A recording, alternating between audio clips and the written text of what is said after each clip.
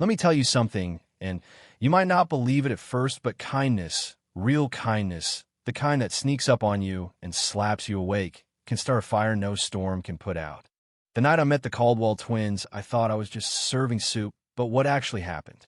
Well, sometimes I still catch myself shaking my head, thinking, yeah, that really happened. And it all started in a busted-up corner booth at Rosa's Diner, in a town most folks only pass through if their GPS is broken. Now, if you've ever waited tables, you know the grind grease under your fingernails, shoes sticking to linoleum that never gets clean, regulars who tip in advice, not dollars, and that constant background hum of exhaustion you just can't shake off.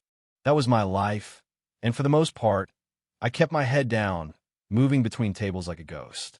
My mom, Ellen Ash, was the reason I pulled double shifts, day after day. Cancer doesn't care how tired you are, and hospital bills don't give a damn about dreams. You know what I mean? College brochures sat collecting dust in my closet, and every dollar I made kept Mom breathing for one more week. Then, that stormy night, the Caldwell twins walked in, Lucas and Liam, the kind of rich you see in magazines, not at a diner where the coffee's thick as oil and the meatloaf's older than the waitstaff. They looked out of place, Lucas with his restless energy, drumming on the table like he was counting down a bomb, and Liam, quieter, but with these green eyes that missed nothing. They were heirs to a fortune, but the kind of lonely that money can't fix. Trust me, I know that look. People in the diner stared, some out of curiosity, most out of resentment. Why would boys like that eat here? The answer? They didn't.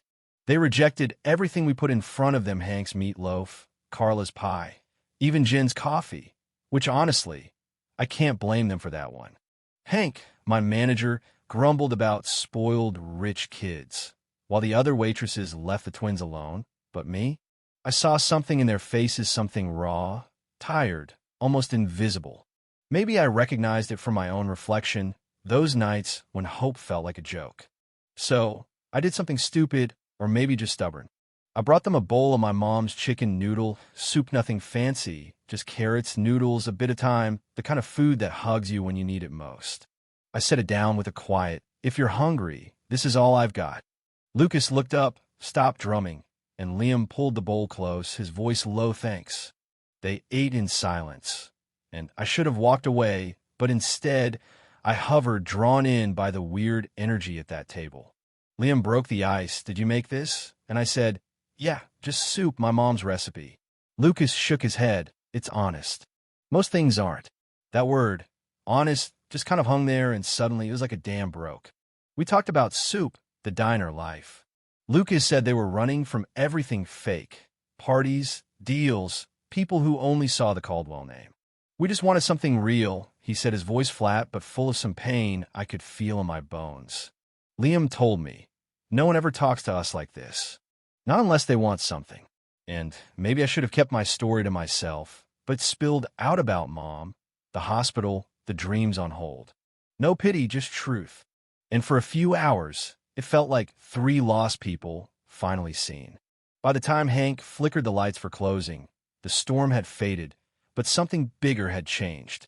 Lucas handed me a folded bill for the soup, a $500 tip, which I stuck in a communal jar, because I wasn't about to let one bowl of soup make me somebody I'm not. Gossip blew up the next day, calling me the Billionaire whisperer. I brushed it off and kept hustling. But the twins came back this time with a white envelope. Lucas slid it across the counter, told me to open it. $50,000, a check that could pay off Mom's chemo, our rent, maybe even give me room to breathe for once. But I pushed it back. I don't take charity. I helped you because it was right. Liam said, "It's not charity. It's gratitude. You treated us like people, not Caldwells. That's rare." Lucas leaned in, eyes burning. "We need your help. We want to start something real, for people like you, food banks, scholarships, job training. But we don't know how. You do." I hesitated. Their world was jets, penthouses, power. Mine was scraped knuckles and overnight shifts. But their eyes were honest, so I said I'd think about it. That night, I tucked the envelope away, too heavy to spend, too much to throw away. The next day, they upped the ante a job as their advisor, salary 10 times what I made in tips, plus a full ride scholarship to business school. "You're not just a waitress," Lucas said. You're smart. We need real. I spent the night with Mom in the hospital, lights buzzing, her voice a whisper. You've carried me. Now carry yourself. It took days, but I called them. I'll do it part-time, remote, so I can care for my mom. And the program has to be real, no photo ops, no half measures. They agreed. I threw myself into Roots, their new foundation. We fed hungry kids with real food, taught actual skills, not just paper resumes. The twins, for the first time, found purpose. Lucas focused, Liam strategizing, and for a minute, it felt like we could really make a difference. But then I learned something that nearly broke Meteor. Father, Richard Caldwell, was buying up properties, planning to bulldoze Rosa's diner.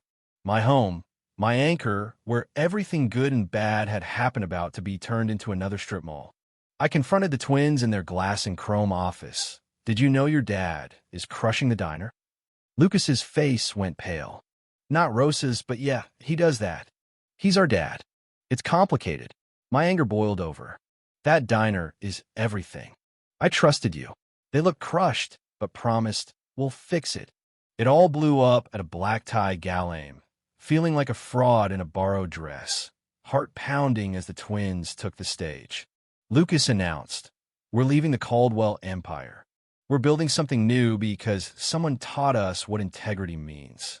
The crowd gasped. Richard Caldwell seethed, but the story exploded. Media, social, everywhere. Maria Garcia, Waitress, now the face of a revolution. Richard cut the twins off, froze their accounts, took their penthouse, but Lucas and Liam poured everything they had into Roots, bought the diner's lease, and made me the soul of the program. But that wasn't the end. A whistleblower, Clara, Richard's own estranged sister, handed me evidence. Corruption, tax fraud, bribes, enough to take down an empire. I could stay silent and keep Roots running, or expose everything and risk it all. Ich chose tous.